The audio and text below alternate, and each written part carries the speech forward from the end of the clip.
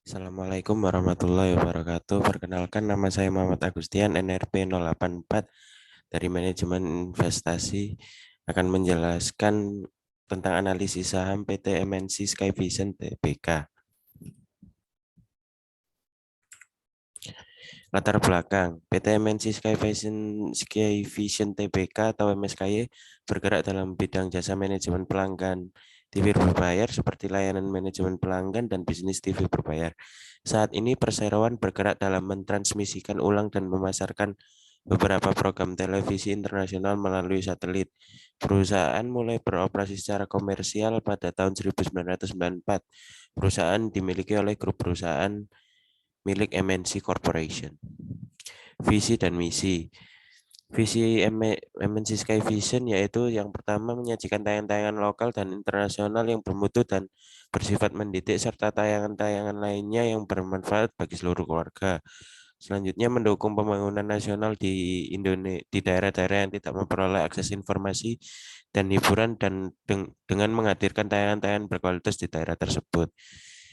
Yang terakhir menjadi pilihan pertama pelanggan televisi berlangganan karena reputasi yang terpercaya dan tayangan-tayangan yang bermanfaat. Untuk misinya yang pertama yaitu menghadirkan sebanyak mungkin saluran-saluran eksklusif yang memberikan manfaat maksimal bagi seluruh keluarga Indonesia. Yang kedua, memperluas jaringan layanan langsung di seluruh Indonesia untuk memberikan manfaat di seluruh Indonesia. Yang ketiga, memanfaatkan perkembangan teknologi secara maksimal untuk memberikan nilai tambah yang optimal bagi para pelanggan. Adapun kepemilikan saham dari MNC Sky Vision yang seperti gambar di bawah ini, gambar tersebut. Untuk struktur organisasi MNC Sky Vision Tbk yang pertama ada Dewan Komisaris, Komite Nasional Remunerasi dan SOP, Komite Audit, Direktur Utama, Legal, Hubungan Investor, Audit Internal, Sekretaris Perusahaan, Direktur, dan Direktur-Direktur lainnya. Analisis fundamental. Aset-aset yang dimiliki MSKI Sky Vision yang berada di tabel berikut ini. Untuk net profit Sky Vision seperti ini. ROE, return of asset ada seperti ini. DER, IPS MSKY, PER MSKY, ROI dari MSKY, analisis teknikal.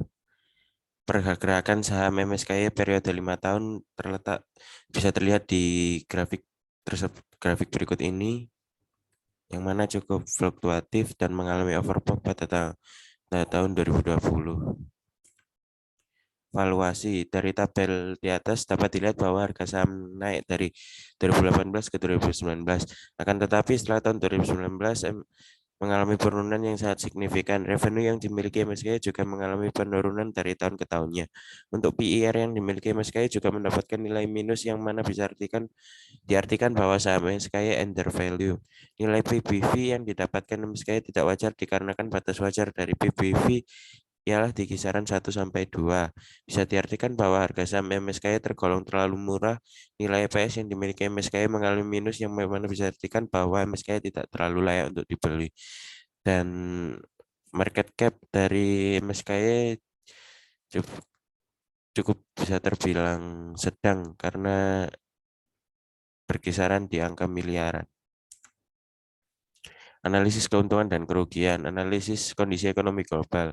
Perkembangan perekonomian Indonesia tentunya merupakan publikasi triwulan yang diterbitkan oleh Deputi Bidang Ekonomi Kementerian PPN Bappenas. Publikasi ini didasarkan pada data dan informasi yang sudah dipublikasikan lembaga internasional, asosiasi maupun hasil dari diskusi terbatas perkembangan ekonomi yang dilakukan bersama dengan beberapa kementerian, lembaga pengamat, dan praktisi ekonomi. Untuk perekonomian dunia, publikasi ini memuat perkembangan ekonomi Amerika Serikat dan negara-negara kawasan Eropa serta kondisi Ekonomi regional Asia. Dari sisi perekonomian nasional, publikasi ini membahas pertumbuhan ekonomi Indonesia pada triwulan 3 tahun 2021 dari sisi moneter, fiskal, neraca perdagangan, investasi, industri dalam negeri, perekonomian daerah, serta proyeksi ekonomi. Sementara saat ini untuk analisis ekonomi lokal, inflasi di Indonesia masih relatif rendah bila dibandingkan dengan banyak negara, yaitu sebesar 3,5% di bulan April atau masih sejalan dengan outlook pemerintah. Meski begitu, pemerintah akan terus memitigasi dampak inflasi terhadap harga komoditas, baik energi maupun pangan, sehingga inflasi yang tertransmisi ke rumah tangga masih relatif bisa dikelola dengan baik. Resiko dan mitigasi investasi. Resiko investasi adalah hal yang tidak bisa dihindari dalam aktivitas transaksi investasi, baik dalam jangka panjang dan jangka pendek.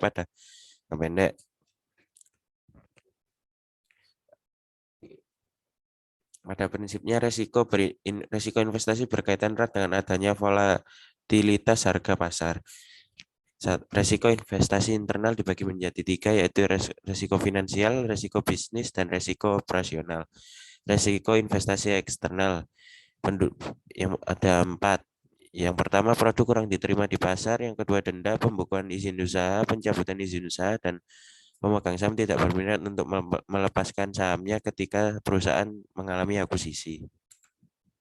Mitigasi resiko. Mitigasi yang dapat dilakukan MSKI ialah dengan menjaga kualitas pelayanan dan meningkatkan pelayanan mereka. Salah satu contoh meningkatkan pelayanan dengan cara memberikan diskon pada saat bulan-bulan besar atau hari libur nasional.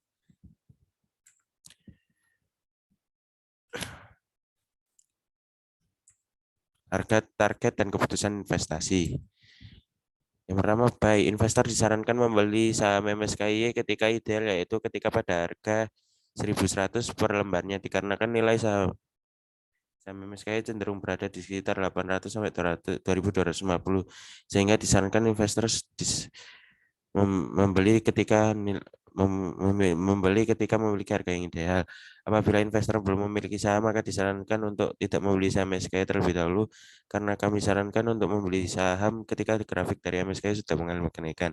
Investor disarankan untuk menjual saham MSKY ketika harga saham menyentuh nilai 2.500, dikarenakan nilai tersebut nilai ideal untuk mendapatkan laba dari penjualan saham MSKY. Sekian, terima kasih. Apabila ada salah kata, mohon maaf. Assalamualaikum warahmatullahi wabarakatuh.